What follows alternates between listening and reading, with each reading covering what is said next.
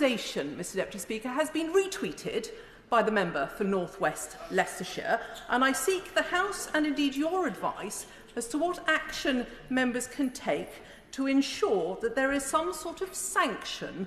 Well, I wonder what our provocative conspiracy theorist Andrew Bridgen has been up to for there to be a point of order. But hello there, and I do hope you're all well and getting ready for the weekend.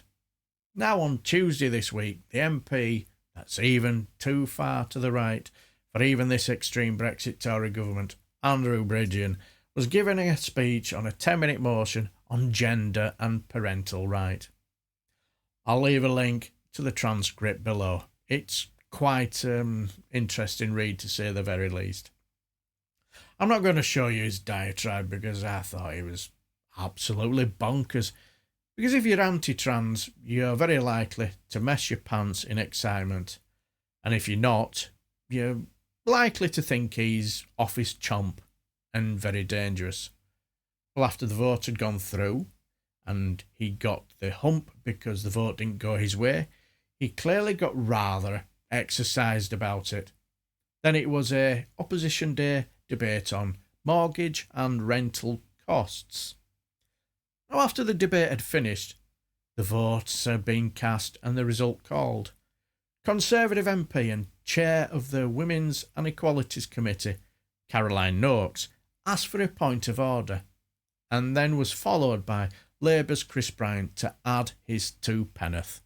Point of order, Caroline Nokes.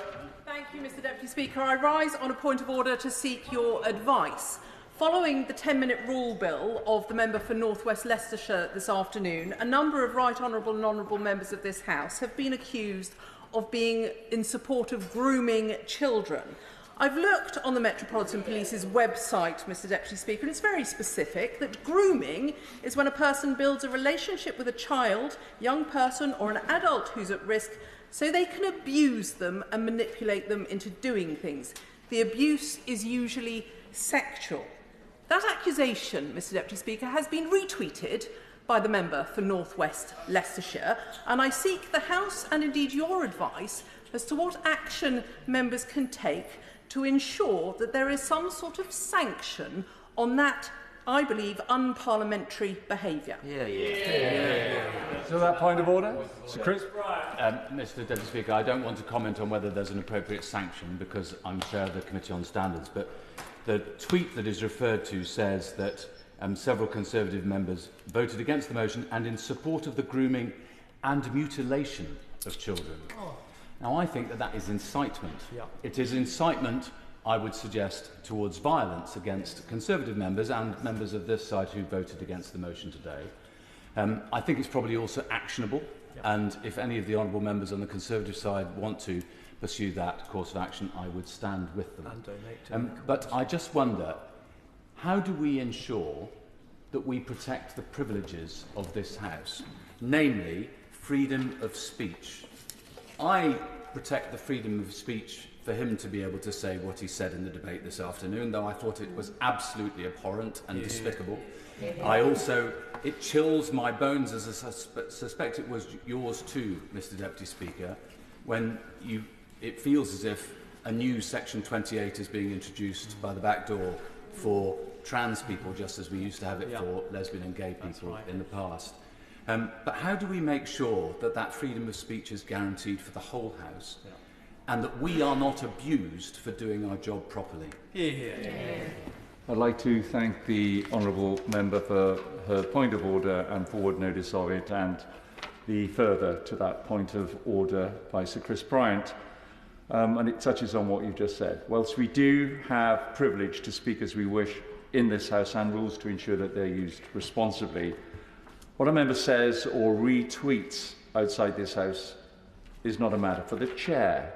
But nevertheless, members should remember that moderation is desirable outside the chamber as well as within it, especially when criticising members for their conduct in parliamentary proceedings.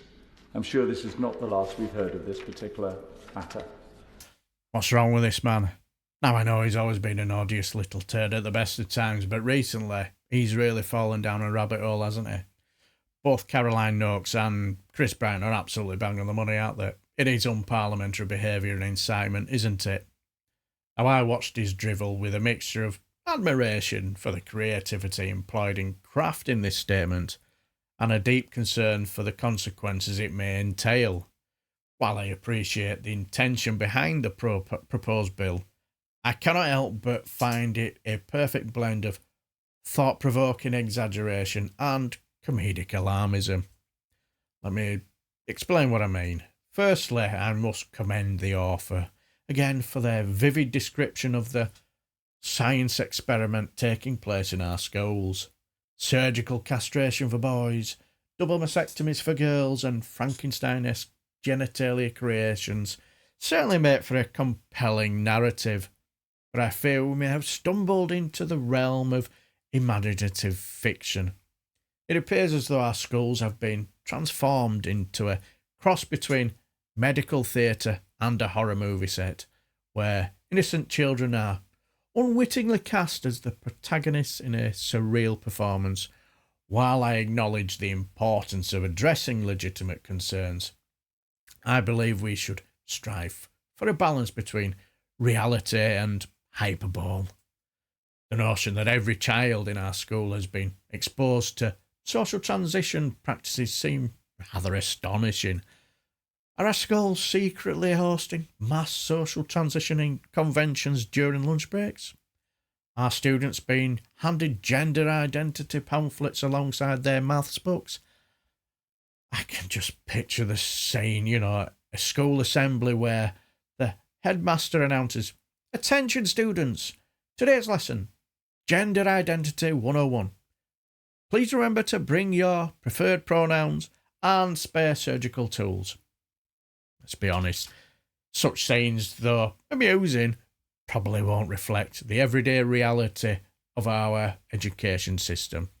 Furthermore, the statement's insistence that discussing gender identity in school amounts to political indoctrination raise my eyebrows. Are we to believe that our classrooms have turned into battlegrounds for warring ideologies with innocent children caught in the crossfire? The thought of primary school students passionately debating political beliefs on gender identity is both endearing and surreal. I can envision pint-sized activists with tiny protest signs shouting slogans like "No more nap time" until gender identity is properly taught.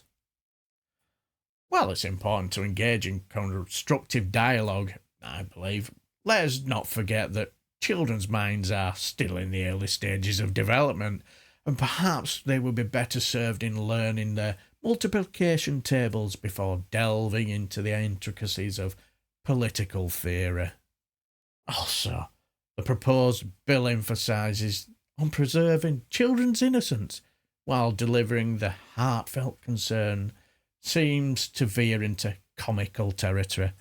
The image of a barricade forming between parents and teachers during sex education lessons is reminiscent to a bizarre standoff in the Wild West saloon. Teachers brandishing textbooks as shields while parents lob questions from behind the barricade demanding to see diagrams of reproductive organs. Surely we can find a more harmonious way to bridge the gap between parents and educators without resorting to theoretical confrontations. Now, I've got to say, as I said, I admire the theoretical flair in which the statement had been crafted, but I must urge caution in its interpretation. Let us approach the issue at hand with a blend of thoughtfulness and humour, ensuring that we address genuine concerns while avoiding the pitfalls of hyperbole and alarmism. By doing so, we can engage in a meaningful discussion about the education of our children and the complexities of gender identity without losing insight of the importance of the balanced and inclusive approach. Because even at my age, I struggle to understand gender identity. I admit it freely.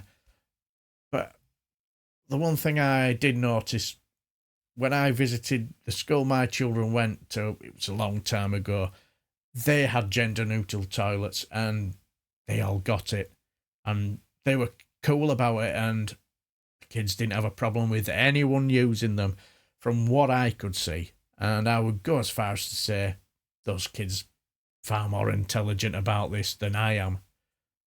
But I'm someone who would learn from someone who is far more educated in this field than me, and would pick their brains to help me to be better educated on this and brush away any of my ignorances on this, because I'm a live and let live type of person. I don't have any problems with anyone wanting to change their gender to be more comfortable with it, with themselves or anybody who already have changed their gender. I think for me, my real ignorance is not recognising what those who have changed their gender have to go through on a daily basis, because I haven't changed my gender. And secondly, I wouldn't have a problem with anyone who wants to or already have changed their gender, if you see what I mean. So I wouldn't see their daily problems that they have to go through, I suppose. You know what I mean? Anyway, I think I've babbled on long enough, haven't I? So sorry about that. But I just want to say, have a fantastic weekend, my friends. Sorry for the erratic uploads times this week, but I know you guys understand and know the situation here. So I shall leave the video here, and I shall bid you farewell and take care, my friends.